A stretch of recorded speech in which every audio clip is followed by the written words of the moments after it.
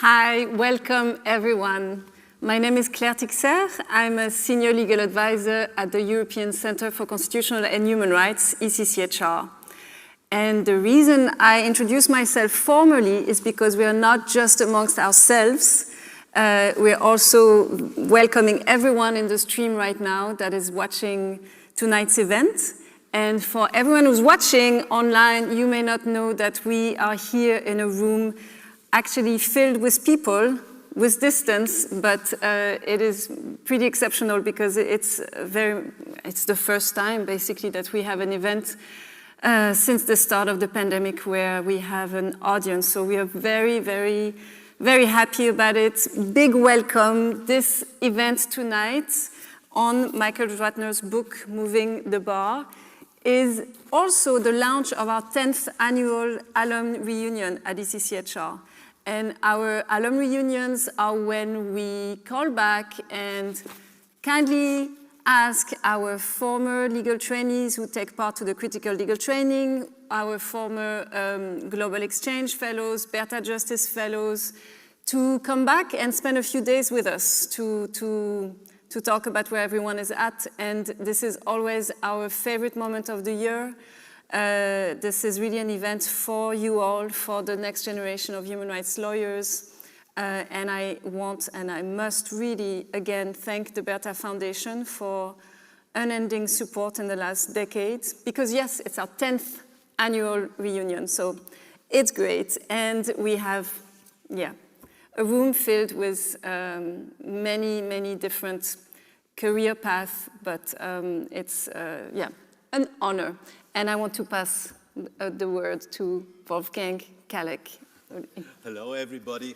Normally, I'm a bit anxious to repeat what others have been saying, but in this moment, I can only echo Claire. We're super happy that you're all here because it's extraordinary to be in person, and that is something. The value of meeting in person could be seen in the time where we're not allowed to meet in person. So it's incredibly important to meet.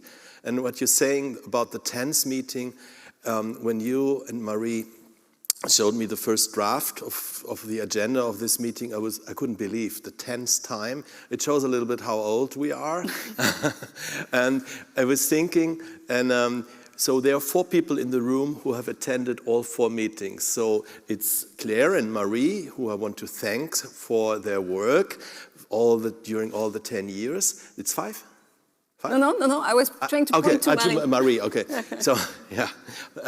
So thanks to you. So it's Marie, Claire, and myself, and guess who's the 4th person? Can I say? Maybe you can say. Alfredo. Alfredo, where are you? Alfredo, who made it again from Mexico, the 10th time in a row. So, very warm welcome to you. You know, the story of how we set up this alumni meeting was, for the first time, was in fact saying a lot about us, but also about the Bertha Foundation. And so I want to share it with you. So I came to London to a meeting with Tony Tabatsnik and the other people from Bertha. Michael Ratner was there. And so I give Tony the first proposal of our, it was called, our today's critical legal training program was called education program. So I give him the first proposal. He looks at the number and he would say, Wolfgang, this is not enough. Think bigger. So, there was a reception going on the evening. He sent me to the hotel. I had to work overnight and tripled the proposal, including the alumni meeting. And Tony swallowed a little bit, and then after a couple of weeks approved the whole sum. And so by the time the alumni meeting was just a form, it was an empty form, and so I'm super happy to say you brought it to life. You brought it to life. You took it over. You took it over, and you made something out of it. And this is why we're here for the 10th time. And this is not only due to Bertha, not only due to the work of Marie, Claire, but also all the others from the office. I think it's Thomas, Maria. Rieke, Antonia, I hope I didn't forget anyone, and also very warm thanks to the BUFA people, because obviously it's much nicer to meet in a place like this. So thank you very much, and looking forward to hear more from you. Yeah, great. I will introduce you in 1 second.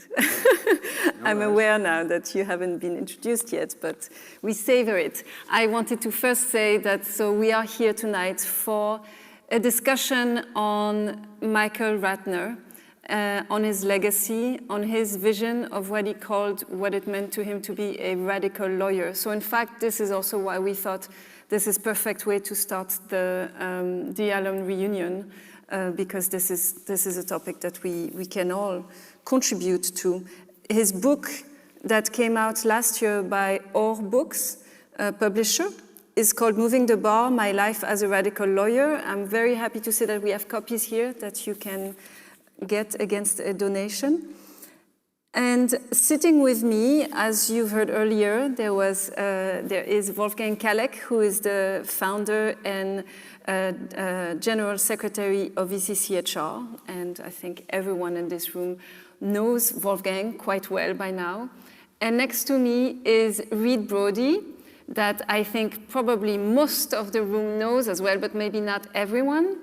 Reed is an American human rights lawyer who has spent most of his career with Human Rights Watch and has been about half, and who has been dedicated a lot of his life in well, for human rights, and notably in the prosecution of the former Chadian dictator Hissène Habré, successful story.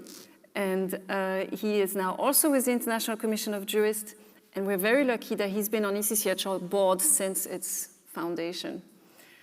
And tonight we're here to talk about Michael. This is also a personal event because he was close to all of us in different ways, but very dear to all of our hearts and very dear to all of our vision. I would like to first ask you, I thought I don't want to go over who Michael is. Maybe some in the room or online do not know who Michael is. How would you describe Michael, Reed? So I've known Michael since 1984. We worked on a lot of issues together. We taught together. We wrote books together. I mooched off of him many years. Michael's a nice Jewish boy from Cleveland, part of a very tight-knit, loving immigrant family who was supposed to take over his family's construction business, and decided after he went to school that, he was radicalized by the Vietnam War. He went to Columbia Law School in 1968 when there were protests. He was radicalized by the brutality against protesters, by what was going on in the civil rights movement. And he set off on a path, and actually if you chart Michael Ratner's path, you almost chart the history of progressive movement in the United States. He started out working on civil rights. He clerked for the first African-American woman judge, Constance Baker Motley. He worked at the NAACP Legal Defense Fund, which was the premier anti-segregation organization. He then went and was one of the early lawyers at the Center for Constitutional Rights, where he represented Puerto Rican independence activists. He started a lifelong love affair with Cuba and attempt to bring U.S. relations, normalize U.S. relations with Cuba. During the Reagan administration, he fought against U.S. support for the military government in El Salvador, against the support of the U.S. Support of the Contras in Nicaragua, which is where our stories began to intersect. He sued, these cases he didn't bring just on behalf of a couple of lefty lawyers. He brought some of these cases on behalf of like 50 congressmen.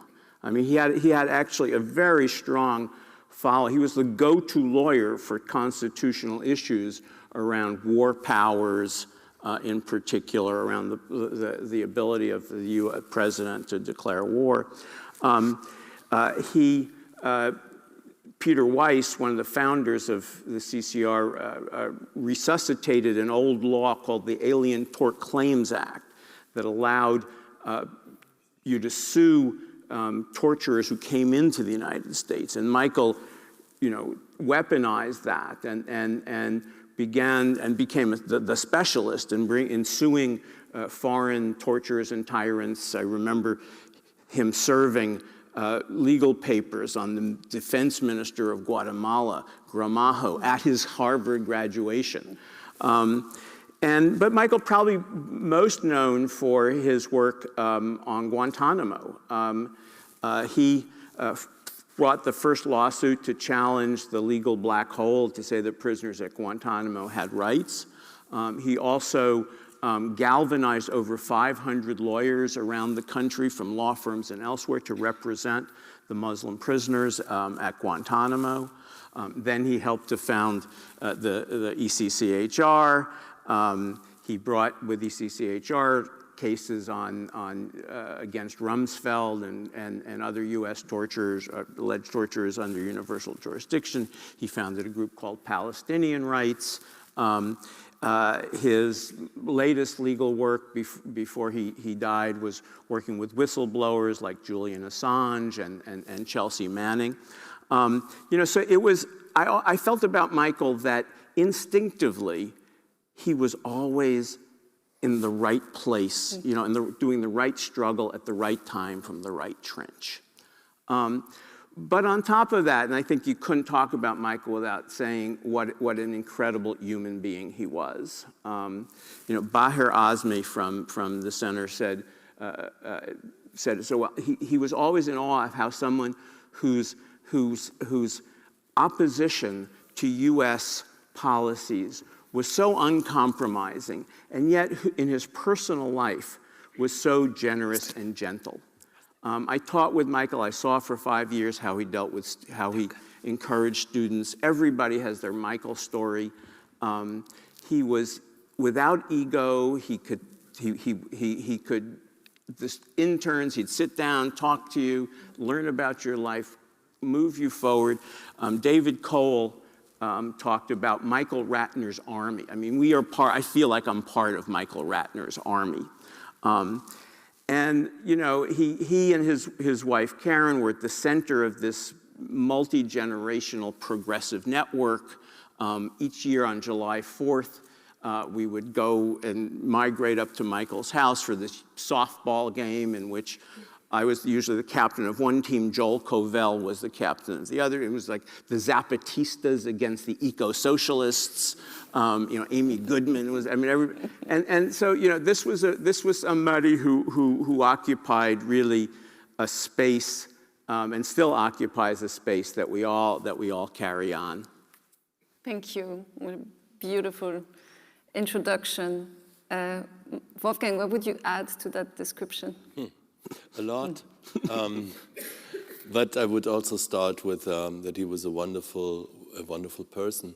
And I think, he was obviously one of the most important persons I met in my life.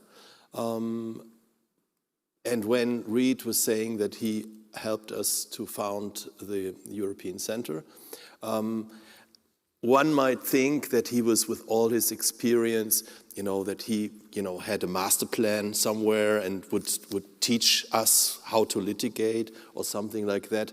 But to my mind, something completely different comes up to my mind. He was a friend. He was one of the best friends I had in my life. And I still have to. When I talk about this, I'm still getting very emotional because, as you might imagine, and I think I see Alison sitting here. We talked about law versus power. My memory of this time, and I mean that the founding process of ECCHR was also a time of loneliness because. Many people here in Germany wouldn't really get what this project can be about. The funding was shitty at the beginning. The first two funders we thought we have went bankrupt, And so it was very, and Michael was always there. Michael was saying, please go on. And when I came again, frustrated and depressed from Germany to New York, Michael and also Peter would say, just move on, just move on. And that was actually the impression from the very first moment I ran into them.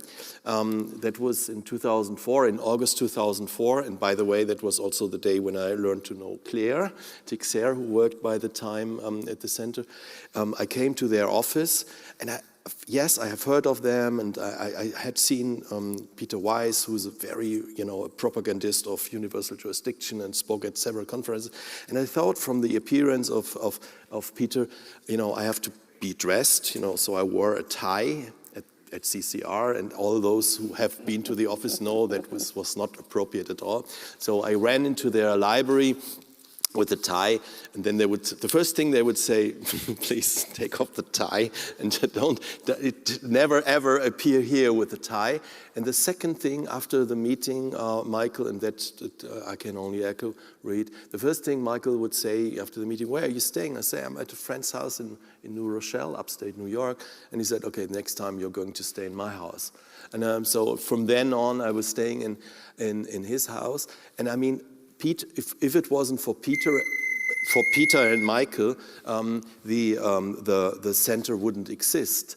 But the reason why they were so important is they had so much confidence in all of this, and I think that's the kind of thing, people would tend to think this is arrogant, but it's not arrogance. It's a confidence. And in a way, the same thing that, as Reed pointed out, it's in a way, and it sounds a bit arrogant, we're doing the right thing. We're doing the right thing. We're not knowing how far we come, but we do it.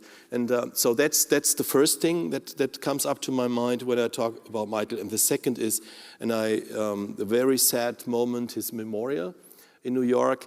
And I want to read two phrases. So what for me, and that is that I'm getting sad, but not emotionally, but politically sad when I have to read it.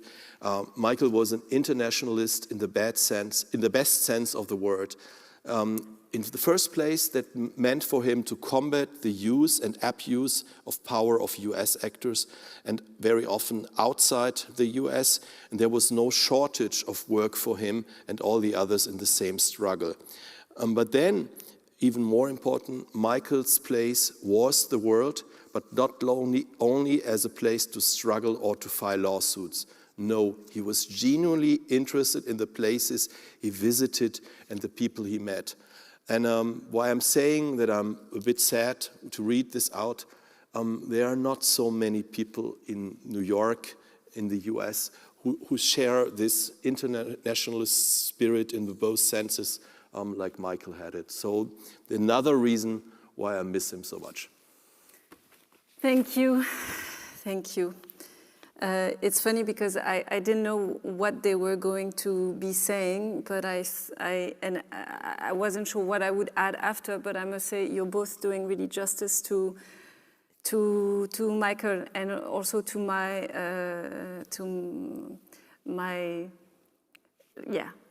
never-ending love for Michael. I used to work for 7 years close to him, and the first time I sat in a room with Michael where I was very impressed was with him and with Peter Weiss, and we were welcoming Wolfgang to arrive, and I was somehow propelled into this. And I realized last night, thinking about it, the first time I met you was when Michael brought me to you with Peter Weiss to discuss the universal jurisdiction cases. But what I wanted to add about Michael is also this genuine love and curiosity for people, but truly on an equal footing, and his real humility and the absence of ego was really palpable, and it enabled anyone to get close to him. And this is why he also had such an impact on people.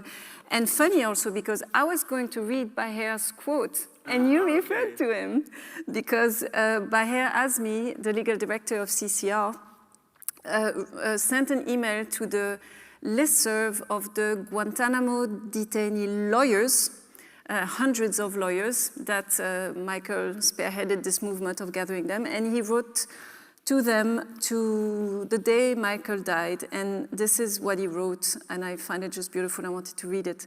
Having had the immense privilege of working with Michael Ratner for over 12 years on the Guantanamo cases and as legal director at ECCHR, I can say he was the most visionary, principled, strategic, fearless, passionate, and deeply humane and humble advocate I've ever come across, and likely ever will. I almost cannot comprehend how someone can be so vigorous in his challenge to power and yet so sweet and generous and unassuming, except to say that in his private life, he modeled the broader world he wanted to see, one driven by love and kindness and respect for human dignity. And this is not just a statement because we're sorry of the loss of someone. This is a state, if you read the anthology, or for those of you who have known Michael, you know this is all very true. So there's only the three of us here tonight. We were also going to be having Lotte Leicht from Human Rights Watch and a councilwoman of ECCHR. Unfortunately, she couldn't come. But the good news is I had the chance of having conversations with 4 different lawyers in the last 2 weeks who have worked closely with Michael. And we compiled a film about these conversations that we had. And I thank Nama Lando for putting this film together. In it, we will show you the first extract of it. And you will see Raji Sourani, the director of the Palestinian Center for Human Rights in Gaza. You will see Vince Warren, who is the executive director of CCR for the last 15 years, at least. You will see also Mariella Hood, a deputy legal director at CCR, and you will see Jennifer Robinson, who is an Australian human rights lawyer on the Julian Assange team, and also formerly with Beata. So maybe we could play now the first clip of this film. Thank you.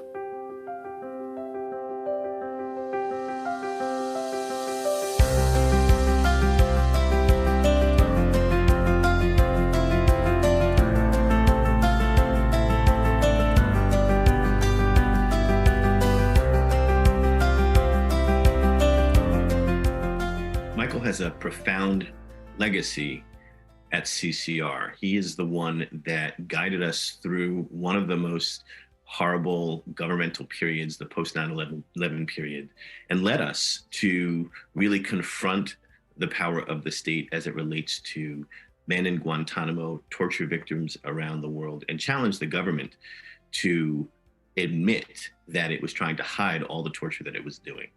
Michael has been was an instrumental force at CCR for more than 4 decades. And he lives on with CCR just as he lives on through ECCHR and Palestine Legal and all the lives he's touched. Michael was central to our legal defence team. He led our legal defence team, but he understood better than anyone the politics of the situation. He understood that our legal strategy had to go hand in hand with the political strategy and react to the government propaganda that was being put out about Julian Assange and about WikiLeaks. And that made all the difference to our case and to our case strategy, and no one understood it better than Michael. I knew Michael, the lawyer, the friend, the human being.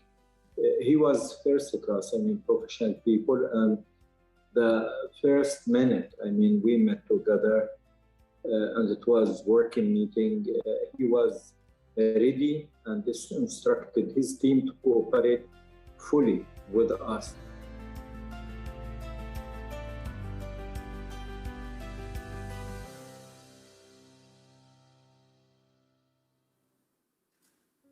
I worked most closely with Michael on Palestine.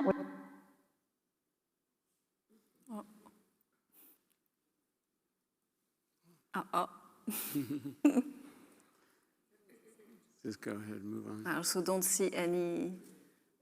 Is the stream still going on?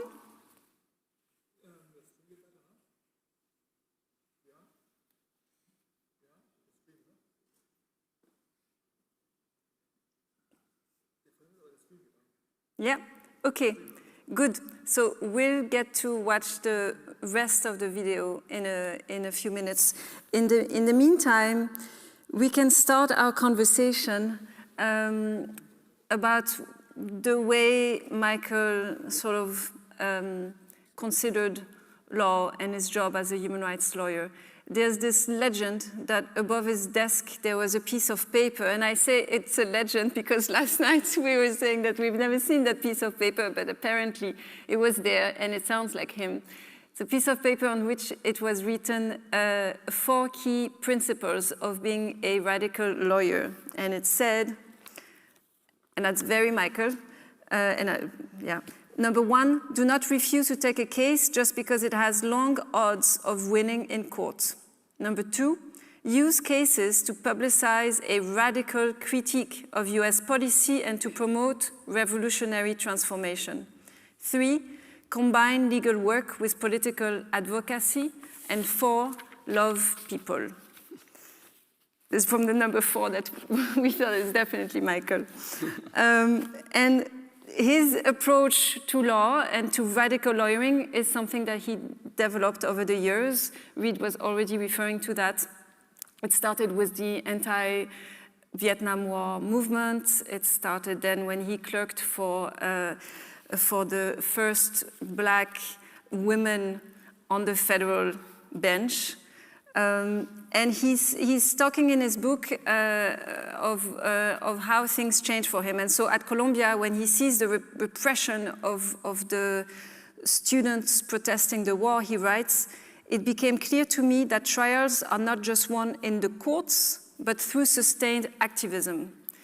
And later, he writes in the 70s, "I knew I couldn't be a traditional civil rights lawyer who depended primarily on the courts to make social change." This is because he more and more came the understanding, like he said, that the battles can be fought in the courts, but the war will be won outside of the courts. And he also said, take the offensive, use the law, work with the grassroots, change the dynamics of the struggle. In the 80s is when he started to focus his work on fighting US interventionism, US military interventions on the American continent. So in the chapter of his book, The Reagan Years, we follow Michael through his efforts, his legal efforts in Cuba, El Salvador, Grenada, Nicaragua. And this is when he writes, "For me, law was becoming secondary to activism, politics, and winning revolutions. A lawsuit challenging intervention was nearly impossible to win, and certainly was not going to stop imperialism, but it could still be a weapon in the larger struggle, a useful tool to expose and halt US government intervention from around the globe." So now I want to turn to you, Reid, because this is a part of his life that you've shared with him, and you could tell us about the importance of what this represented for him to challenge US imperialism in this way, even with all the losses. Yeah, I mean, that was, when I think about that, and I think about that time, it was such a hopeful time with the revolutions in Central America. I met Michael in 1984. I had gone to Nicaragua on a visit, and I was in a little village where I knew the priest, and the village, and it was an American priest, and we met villagers who told us about the Contras attacking, and I met victims and people who had lost their loved ones to the US-backed Contras, and they said, "You have to go and do something." And I never felt in my life a greater responsibility that I had to do something about what I had seen, but I didn't know what. And I came back to the United States full of rage. I promised I wasn't going to do anything stupid for a week, but that week the Lawyers Guild organized a demonstration against US support for the Contras. And there's a picture of that, actually. And there's a picture in the book. What you don't say is that picture in the book, you see Arthur Kenoy, Bill Kunstler, Michael Ratner, Barbara Dudley, the who's who of like the progressive lawyers, putting their bodies in front of the federal building. And we all got arrested. But I got to meet Michael, and I walked through with Michael, what should we do? And so Michael said, you have to, okay, you go back and you have to expose what happened, what's happening. And so I went back to Nicaragua. I spent 4 months going around the country documenting what the Contras were doing, strategized a lot with Michael about how to put together the report. It ended up on the front page of the New York Times. I was attacked by President Reagan. I was so scared. So Michael, that's great, you're doing it. It means you're being effective. The report was then used actually at The Hague, where the U.S. where Nicaragua had brought a case against the U.S. And the International Court of Justice ordered that the U.S. stop its support for the Contras. And Michael said, we have to take that and we have to enforce that. I mean, we know that, the chances are very slim that they will do that, but we have to enforce this. This is what the World Court says. This is what international law says. He sent me back to Nicaragua to find plaintiffs, people who would be in harm's way if the Contra support were continued. And I interviewed a lot of people. One man I interviewed, a kid at the time of 26, was a guy named Ben Linder. And we wrote an affidavit that just haunts me to this day, in which he described all the places he were going that the U.S.-backed Contras were coming. He said, in the legal language, he said, if U.S. support for Contras continues, I am in jeopardy of life and limb. My life could be, if plaintiffs continue, if defendants continue their activities, I could be killed. Michael brings that to court, seeks an injunction, does not get the injunction. Ben Linder was killed, by the only American to be killed by the Contras. And Michael was distraught. And Michael became very close to the Linder family and filed more lawsuits on behalf of the Linder family. And as I said, Michael knew that U.S. courts are not going to, we have a political question doctrine, U.S. courts are not going to step in. But Michael saw these as part, there was a huge movement in the United States to stop intervention. And ultimately, which won, in both El Salvador and Nicaragua. And Michael and I went to 72 different cities around the United States and saw these people. And Michael and as I said, Michael, in one of these lawsuits, represented over 50 congressmen. And his idea was really to use the courts, as you said, to expose the illegality. In this case, it was exposing the U.S. just refusing to abide by a decision of the International Court of Justice. And it was to expose the hypocrisy of law, essentially, to put law on our side, and to put it in the service of a larger movement. Thank you. Do you want to react to anything that's been said? I thought I was supposed to speak about Guantanamo and Abu Ghraib. So yes. So we're going to fast forward a little bit, thank you, to just after 9/11, just after the World Trade Center attacks in September 2001. Michael was fairly quick to be very committed to challenging the way the Bush administration was reacting to the situation.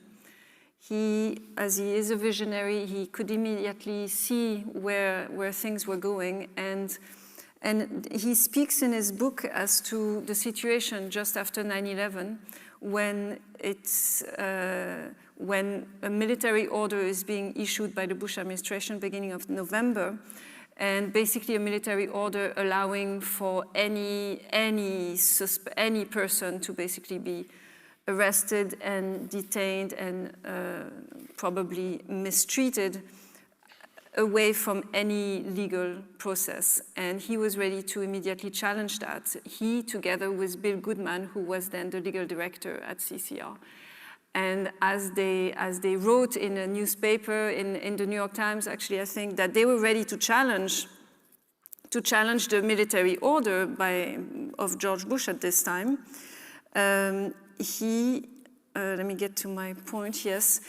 Michael explains how they started receiving hundreds of hate mail, hate phone calls, death threats, and multiple threats. And then he also talks very openly about how it was also became also a conversation within CCR. He says some of the staff was asking, wait, could we end up representing some of the people who actually planned to fly planes into the World Trade Center? Do we really want to do that? He's then talking about the fact that fundraisers at CCR were saying, we're going to be defending terrorists. This is 6 weeks after 9/11. And Michael replied, we're going to be defending detainees. We don't know if they're terrorists. But it seemed like there really was a need for a conversation with the team to be fully on board and ready to do this just after 9/11. So he says they organized a meeting at the office for everyone to take part to that discussion. And Michael left a note to each staff. I can go into details, but please read that part because it's beautiful. There's more to that story, but just one part of his note says, we just have to show courage right now. This is not a time to worry about funding and not a time to worry about hate. And he managed to rally not only his entire staff, but then, like people say, an army of lawyers ready to challenge what was happening. So I want to turn to you, Wolfgang, to tell us about this story. It's a big story, but then it also ended up to really become also a European story with the universal jurisdiction cases. Sorry, first of all, I have to reject the notion of army. I am not part of any army. I'm an anti-militarist. Second, we could talk a lot about Guantanamo, but in front of me, Alison West is sitting, and she, together with Andrea Schüller, are now about to publish a book on the 20 years of Guantanamo, which is about to hopefully even being printed. Paper is missing so far, but in January. So have a look into that. And I want to talk a little bit about the torture litigation because it was carried out from 2004 to 2007, so exactly the 3 years before ECCHR was founded. And so Michael describes this very nice scene I also touched upon right now, which gives you a little bit of, an impression of everything, what this is about. This is also about, it is a political encounter, but obviously it was also an encounter of people, which is so crucial for this kind of work. And so Michael describes the scene in the office and then describes us. Peter Weiss, then 78, had been born in Vienna, and in 1941, as a teenager, had fled from Nazi-occupied Austria to the US. He was tall, thin, dignified, balding, with a gray goatee. I was 61 then and had lost many members of my extended family in the Holocaust. I was a lot shorter than Peter and bald. We were both Jewish. Wolfgang, in his early 40s, was a leftist activist from a younger generation of Germans. He had been working with international solidarity movements since his student days, and I couldn't help noticing that he had a full head of thick brown hair. Here we are, an odd trio, planning how to bring a criminal complaint in Germany to stop torture. In the country that had defeated Hitler and Nazi war. I wanted to skip, but that was the wrong thing. We wanted to bring a criminal complaint in Germany to stop torture carried out by high officials of the United States, the country that had defeated Hitler and the Nazi war criminals in the Second World War. The irony was not lost on any one of us. So here starts a conversation, and this was in late August 2004. So Michael explains his plan to file a criminal complaint right after the US elections the same year, so not even 3 months later. And so he quotes me, That's only a few months, said Wolfgang. I have a full book of cases I'm already committed to. You must think I'm some kind of maniac to be able to work that fast. And then Peter said, we'll figure out the legal strategy and identify the targets. And then he quotes me again, and my part in all this? Michael said, the hard part, and Wolfgang laughed. And then Michael continues, write the legal analysis and the complaint. Does what happened at Abu Ghraib meet the definition of torture, and can German prosecutors take action? So that was the kind of conversation we had. It was an ongoing ping pong, and that is something I really appreciated so much, because it was a very critical debate from the very beginning. So actually everything I wrote down was questioned by both Peter and Michael. And so we had hours-long discussion about titles, about against whom, about what kind of interpretation of the Convention Against Torture we're using, everything. And I mean, that was incredibly helpful. And so here, 3 months later, we come up with our complaint, and we can say it loud because it's now public. Organizations like Amnesty International and others were really doubtful and skeptical about this. I mean, we were saying the universal jurisdiction laws are also made to sue the powerful actors, and not only those who are defeated and those who are from the global south. And the critiques were saying, you are destroying the universal jurisdiction legislation. And here is, where kind of lies the DNA of ECCHR, suing powerful actors and challenging the double standards which until now exist. And everybody who reads Karim Khan, the new chief prosecutor of the ICC, knows what I'm talking about. This international criminal justice system is still a very dysfunctional system which only goes against the less powerful. And so, but by 2004, it was not as recognized as it is now that even US torture can be brought to cases. And so this was, and you both quoted several people, and we heard it. It's about a certain belief, it's about a certain conviction, it's about a certain courage to go out and bring these cases. And so what happened then, I don't want to go, obviously not in the details of the case, but what happened then was absolutely exciting. That the same Rumsfeld, who was our main target in the case, publicly complained about this lawsuit, called it an egregious lawsuit, Frivolous. and told frivolous,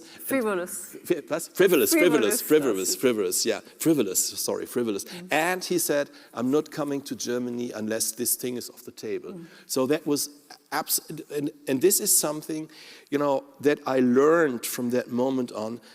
Never overestimate your opponent. Never overestimate it. They have a lot of power, but there are a lot of frictions in this apparatus, and they make a lot of mistakes. And here we are. We have to make use, we have to find the right moments, and that was the right moment. Why was it the right moment? Because in summer 2004, the Abu Ghraib pictures were revealed. And that was such a strong outcry. All of us know torture is happening everywhere. And even, in the Arabic neighbor countries that later on worked so much with the Guantanamo and the Abu Ghraib photos, they were torturing all over the place. But this was a moment when people solidarized with the Abu Ghraib detainees. And that was so incredible, helpful moment. And this is also why we had to do it in 3 months, because President Bush was saying, this is just some rotten apples, and we are going to file some cases, which they then did. So the only people who were convicted in the US were those whom you have seen in the pictures, whereas we were targeting the higher ups. And so this is on one hand, what you said, the right take in the right moment, but it was something else, and that is something, I want to share with you. Imagine that, we'll be reading the newspaper all day with all this news, with, the state of the world is shitty, the world is so unjust, you cannot believe it, and sometimes you have to cry when you take too much time to read the papers. But here you are, we have all noticed what happened in Abu Ghraib, and then, you know, you're approached by the Center for Constitutional Rights, and they ask you to file a complaint against these people. And this is such a strong feeling that you don't feel that powerless anymore. You're not just a passive consummate of bad news, but you have the chance, you have the privilege to join this struggle as a lawyer with our privileged knowledge, with our privileged access to a set of knowledge which was, you know, traditionally only available for the powerful and the elites of the world. And this is something what gives me, until today, the strength to carry out this work. We are not passive consumers of bad news. No, we are active in this struggle. And this was what I learned from Peter as well as from Michael. And yeah. Thank you. This makes me want to react now about Michael's view of setting a bad or good precedent, and he was very direct about it. And he says in his book, we don't worry about precedents. And by that he meant he was not worried about setting a bad precedent that was not going to be the reason not to file a case, because he would say, well, if this legislation is not strong enough to sue powerful actors, should we use it at all? And you've written about this recently for our Guantanamo anthology, and your gradual approach and those differences that you had. Do you want to talk about that? Yeah, I mean, Wolfgang gave the outlines of that, but we, actually both Michael and I at different points worked for the NAACP Legal Defense Fund, which I talked about earlier, which was the premier civil rights organization in the United States that had achieved school desegregation. And I was particularly impacted by a professor from LDF who I had at Columbia, Jack Greenberg, who really, he spent the entire class, entire semester describing the litigation strategy to overturn the Plessy versus Ferguson and to get to Brown versus Board of Education, to get from segregation to desegregation. Described how they took the easiest case first and then the next easiest case. And then of course, at the same time that people were organizing around the country. And so when Pinochet had, also I spent my first few years as a lawyer on these lawsuits with Michael that never had a chance of winning, right? and then in Pinochet... And never won. And never won. And then, of course, Pinochet happened. Human Rights Watch, we got involved in Pinochet in London, and we won. And you know, for somebody who was always used to being right and losing, Pinochet, we won. And we won not just a little case, I mean, this was Pinochet. And you know, there was a real effervescence in the human rights movement that's hard to overstate.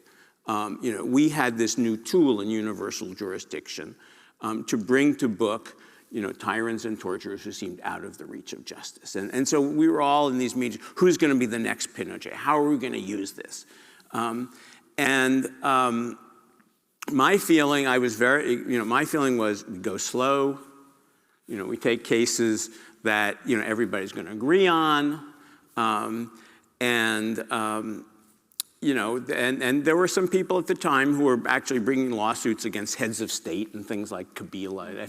Certain groups brought cases against Kabila and other people were, and these cases are going to lose. You're going to make bad law, and we actually, Michael and I at the time taught a class together, which was colloquially called From Filartiga to Pinochet to Kissinger. How to get the bad guys. And we went through this in class. And Michael was, as Wolfgang said, like, what's the point of these laws if you're going to only use them? And I was like, no, you have to get the laws strong enough. And Michael said, are you ever going to get the law strong enough so that you can prosecute, you know, George Bush?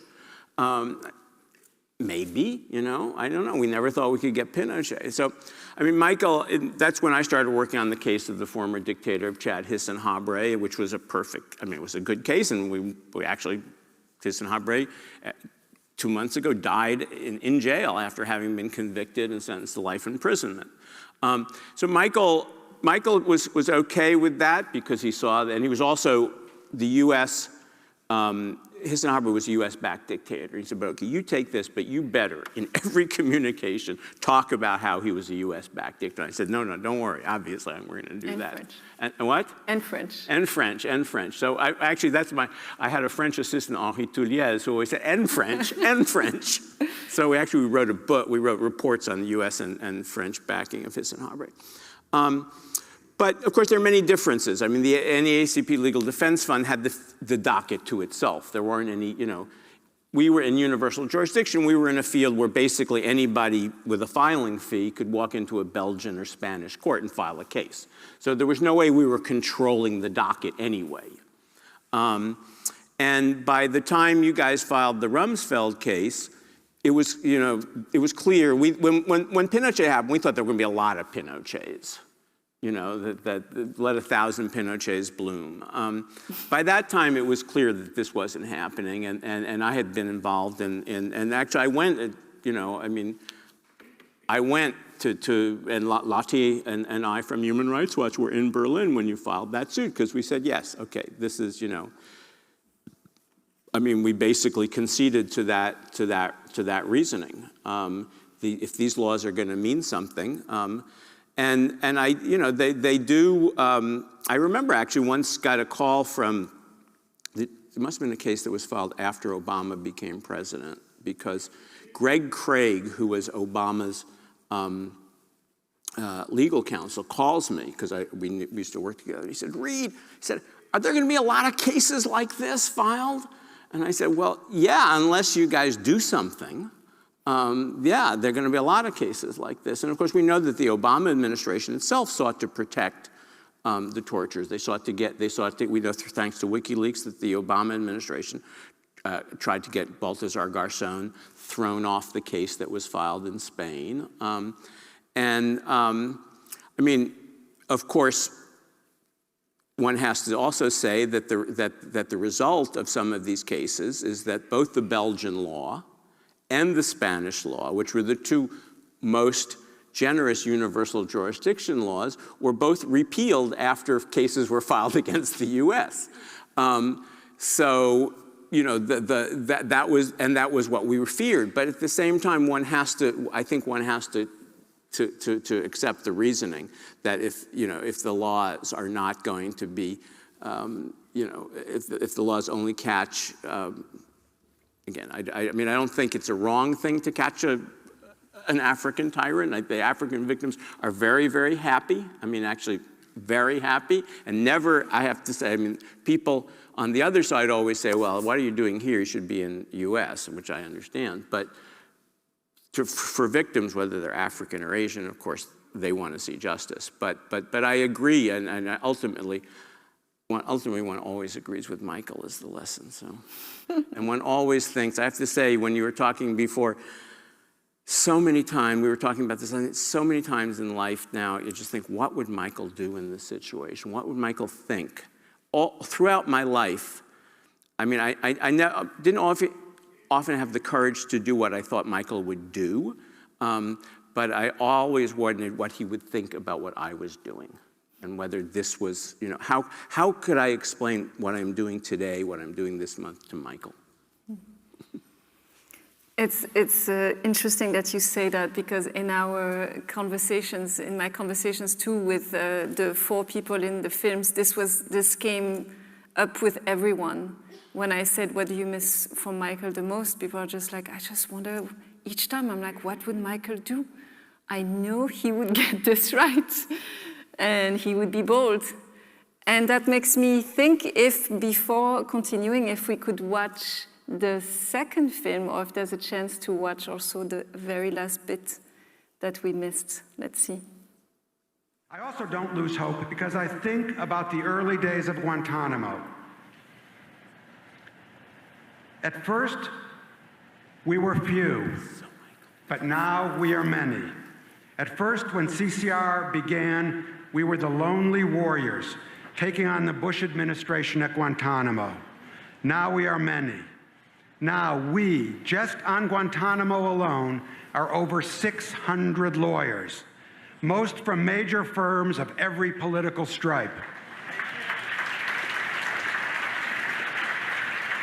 These lawyers have an understanding of what is at stake, liberty itself.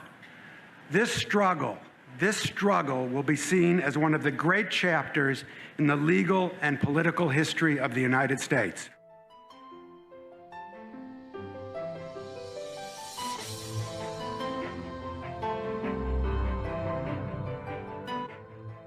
One of the things I wish I could have bottled about Michael and that we could keep with us is his endless ability to be outraged by injustice.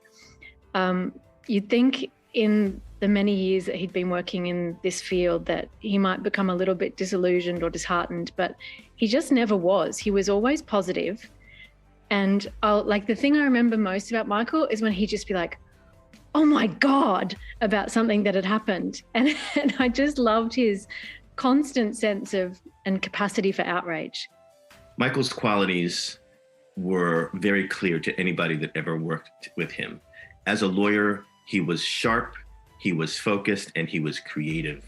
As a leader, he would not let people miss the moment of how extraordinary what the government has been doing in the United States. As a person, he was a loving guy. He was so sweet. And so he's one of those people that is hard on the outside, but soft on the inside. And as a person, he would let the softness come out. As a litigator, he was hard as nails.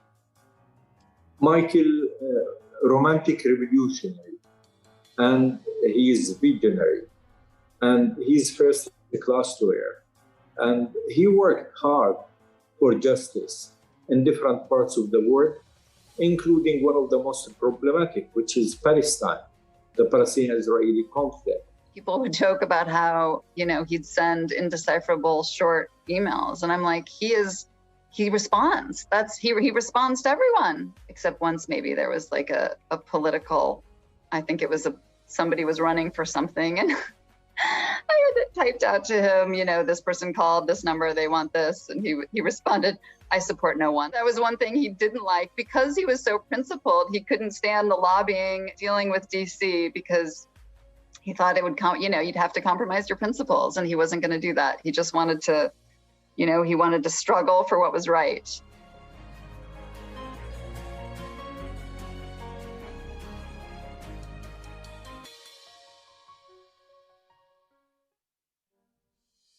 Working with Michael was a huge source of encouragement and support, particularly on a case that was so controversial, so divisive, so political, so international. I felt protected by Michael and empowered by him. And he had a remarkable way of doing that. So not only was he an incisive, brilliant analyst and lawyer, he empowered those around him. And what we realized when he got sick was just how central he was to so many progressive movements. And I think that's an important thing to remember about Michael, how much he gave to progressive movements and to young people coming up through those movements.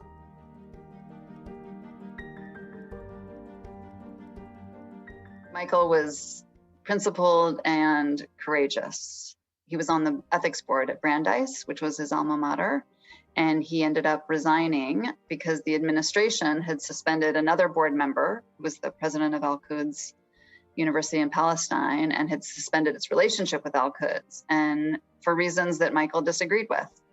And at the time, Michael said, I can't be seen to endorse a decision by remaining on the board. So he resigned. Michael was very special and was very unique because he was able to speak truth to power in simple words and in a very direct words. He never, ever compromised the same principles we shared. Michael meant so much to me, and he meant so much to CCR, and he meant so much to the legal field in the US and the international legal field. One of the things that I hope is that for younger lawyers and younger people that haven't had a chance to meet Michael, that we do a good enough job passing on his legacy, his insight, that we adopt and absorb his political vision and pass that on. Because, you know, Michael was gone much too soon, and there was a lot of teaching left to be done, and there were a lot of students and young lawyers that really would and could use his advice.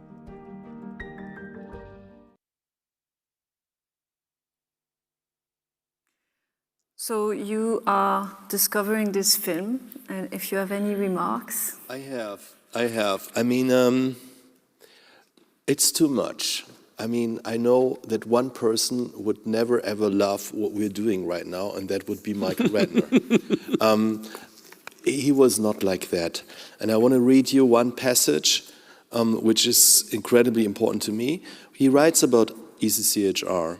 So he talks about all of us, but moreover about you. He said since 2008, more than 400 human rights lawyers from more than 40 countries have volunteered or made their training at ECCHR. I have had the pleasure of working with many of these young people, and I'm very touched that the torch is passed to a new generation of enthusiastic, skilled, radical international lawyers. It's reassuring to know that every day ECCHR, and it can be replaced by any other organization, and its alumni are continuing to work for human rights worldwide. So that was his vision. I mean, he was crucial, as Peter Weiss and others were crucial. These were, in fact, and he used the word lonesome warriors. It was the time when international law was used by us, by radical lawyers. And, you know, the Pinochet case and following cases were, you know, due to the work of some outstanding individuals in the legal community. But since now, a lot happened. It's no more the time of the lonesome hero laws. It's what has happened in the last 20 years. We were able to build up an agenda from political and civil rights, from torture, from persecuting the tyrants, to the enforcement of economic, social, and cultural rights. And that is due to a new structure, not only in the US or in Europe, but moreover in the global South, where we could also observe, you know, this turn from only individual rights, important enough, to collective rights, collective right to water, collective right to food. And that is something else. And something caught my attention also, and that was Raji Surani saying, Michael was a romantic hero. A romantic revolutionary. Yes, Michael came out as a non-dogmatic leftist out of the '68 movement. And Michael was very clear about one thing, and that was he had no plan, you know, how the future would look like, how the future society would look like. And he was always saying to me, that's up to you, the next generation. So this is, I think, very important that there is no need to wait until Michael, you know, in whatever way communicates to us. It's up to us. It's up to us. And I mean, the first step was obviously using the legal tools to attack those who deserve to be attacked in that way. Very, very clear. But now we have to use the legal tools to pave the way to an alternative society. And I think that is something, you know, we can learn. We have to learn from people like him, but that burden lies on ourselves, or better to say, that privilege is also up to us to use legal tools who have never been in the hands of the marginalized of the world, which we are now making available for them. And I think that is something, yes, it's much more of a collective struggle than it was 10, 20, and not to say 20, 30 years ago. Thank you. That's actually a nice transition to talk about how Michael could be self-reflective. And this is the last question I would ask before you'll be invited to come and ask or make a comment or a question. But he writes that in the Reagan years, while he was doing all of this work in support of revolutionary movements and challenging US military interventions, he writes, showing his vulnerability as well, As I did this solidarity work throughout the 80s, I often made mistakes that I now regret. My enthusiasm for revolutionary movements sometimes blinded me to policies that were simply wrong and made me intolerant of dissenters without these movements. He gives a few examples and he speaks of himself being intemperate and dogmatic. And then he says, the truth I finally understood was that broad social movements and grassroots groups make change, not charismatic heroes. It is a mistake to encourage cults of personality or to place too much power in the hands of any individual. So this links quite well. Doesn't take away the fact that I still think Michael is, because that's the thing, he didn't portray himself as a hero, and he certainly would not want any cult of personality. Doesn't take away the fact that he was a model for many. Do you want to react on this? Yeah, I have to say it was one of the things I was most pleased to read in the book, because I did feel often that, I mean, obviously this is, this is always a question we have on the left. I mean, who's on the right side of history, but I mean, this came up a lot with the Sandinistas, although he doesn't talk about that in the book. But when the Sandinistas became, to what extent can you take a country that's being under constant attack by the United States, whose very existence and revolution is being fragilized and jeopardized by the United States, and start picking apart, how they're defending themselves and what measures they're taking. And I think it's a legitimate, difficult question. The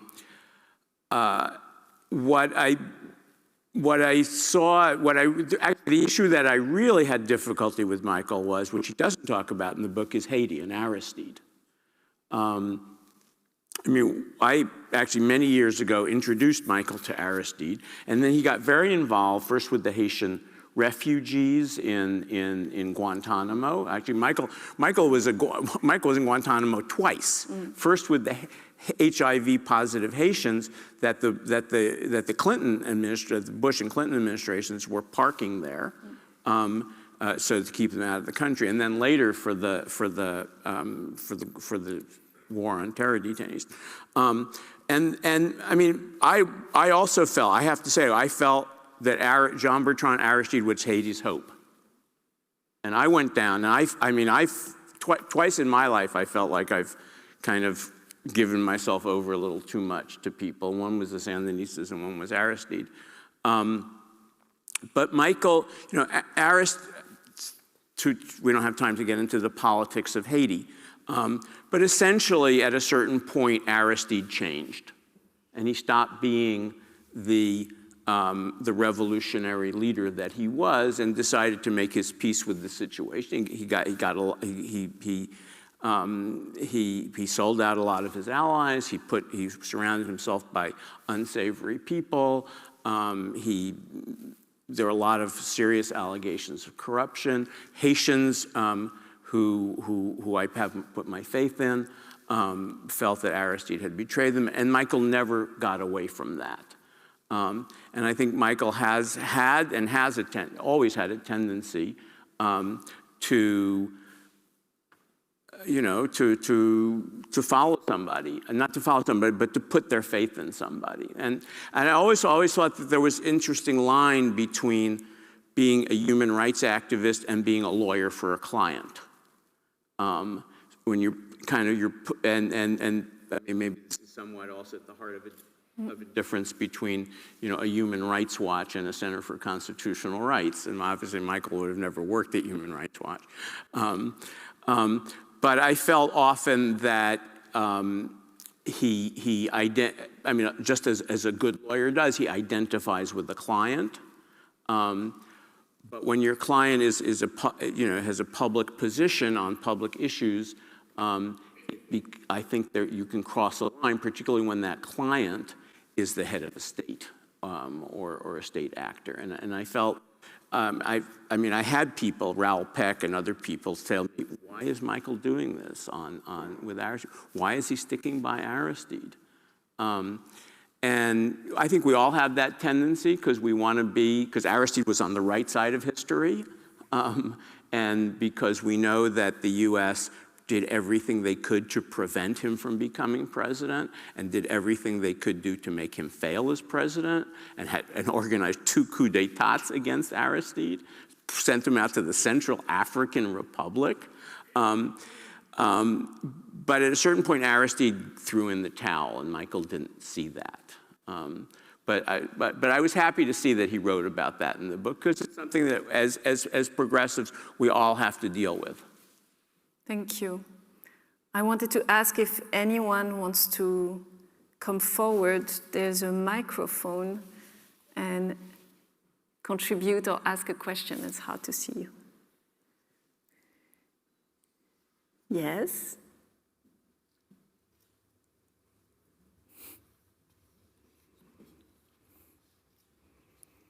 Or else, I will continue, because there is a controversy that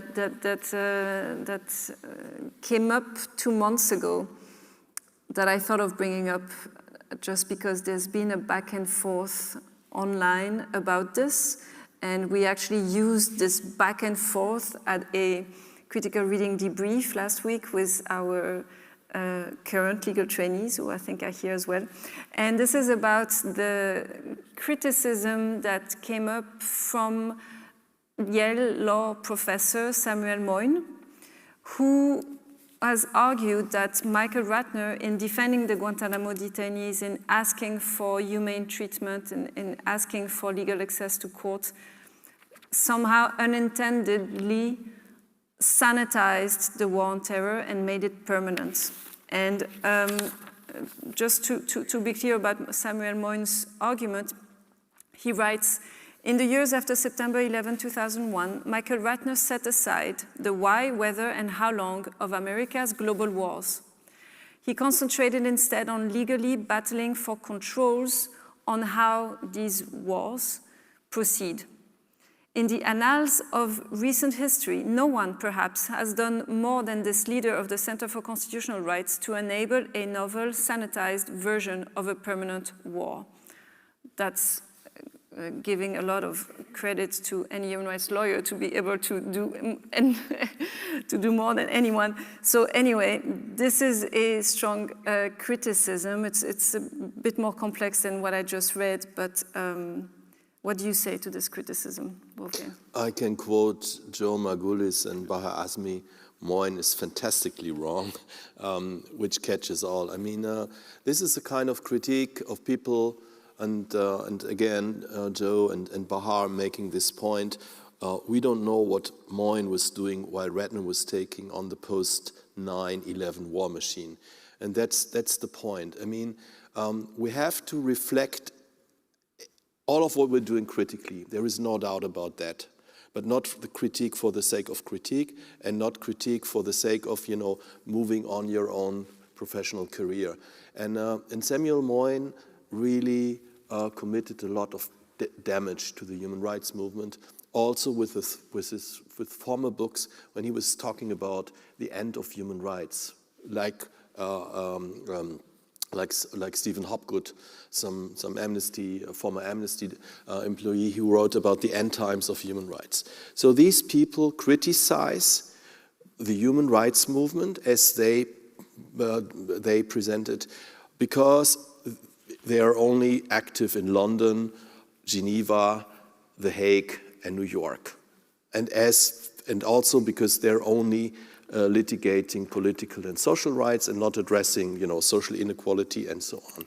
And I mean, they carry out, they're frivolous enough to carry out this analysis without looking into an active litigation practice and political practice in the Global South, where we have really strong organizations like those whom we are partnering with, HRN in India, cells in Argentina, Prodesk in Mexico. They are doing all the day, since years, since decades, enforcing social and economic rights. But to a New York audience, this sounds like something new. As you know, he detected the end of human rights. He detected that, you know, people are only active in Geneva and in New York because he only looks into Geneva and New York. So I found it really damaging.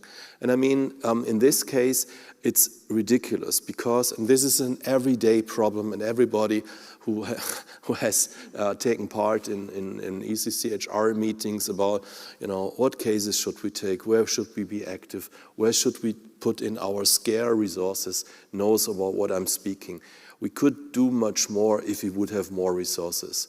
And so it's a constant learning, it's a constant reflection, what are we doing? And it's an absolutely painful process. So we decide to go somewhere, but it's absolutely ridiculous to criticize us, small organization, because we're going after one thing.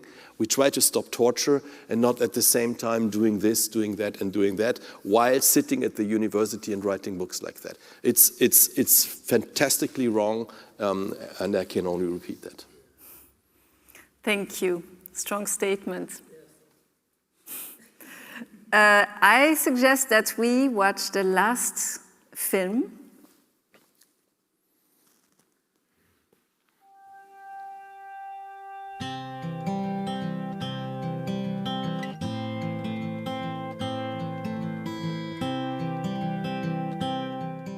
I think my respect and admiration was there from day one.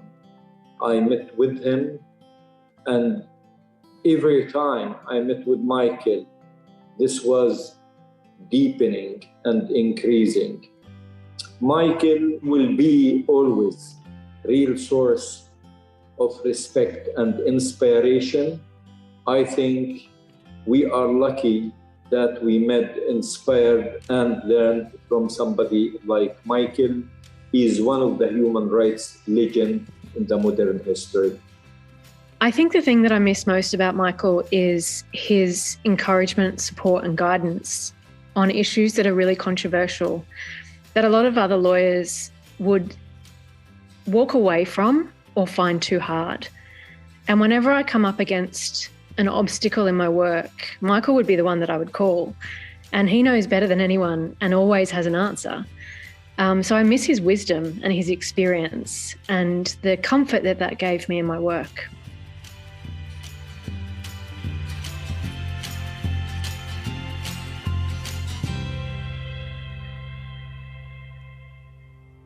Michael always encouraged us to be bold and not to worry about whether we would win or lose. It was most important to him that the challenge was made and that you were there fighting power and building power. And I think about that, you know, often. How can we be bolder? What are we afraid of? It doesn't matter if we lose or win. We just need to challenge it. And I think about that supporting movements and how important it is for the movements to have the space to tell the truth and to fight for liberation, which, you know, he was so integral in throughout his life. He was a remarkable person and a remarkable lawyer and friend and mentor and father. I mean, no, we miss him. I trusted his judgment so much. You know, he was the one person I thought, what would Michael do in the situation? What would he think? How would he fight it? And he's not here to ask.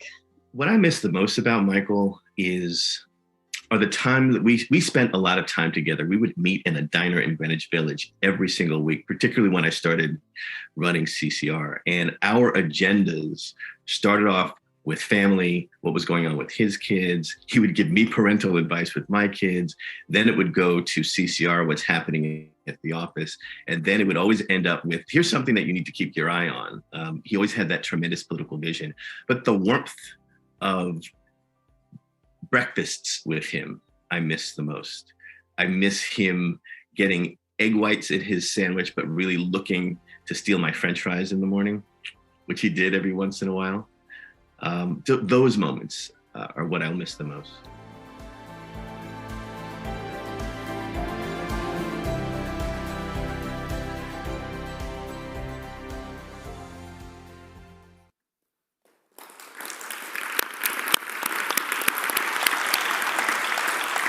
As you see, it's hard to walk the fine line between not doing a cult of personality, but acknowledging the unique person that he was. It's a hard balance to strike. But I wanted to ask if you have any last comment, any last reaction before we close. What would Michael do? Michael would say, stop this funny kind of talk and let's grab a beer and a glass of wine. Let's think where we grab a coffee tomorrow in one of the nice cafes. Tell me what exhibitions are ongoing in Berlin, so we use the time before the meeting we have to go to an exhibition and enjoy life. And that is what I'm now doing, and I hope I'm accompanied by some of you. So thank you, and thank you for following us online, and for everyone that's here. Again, there are books here, and we can now grab a drink. Thank you.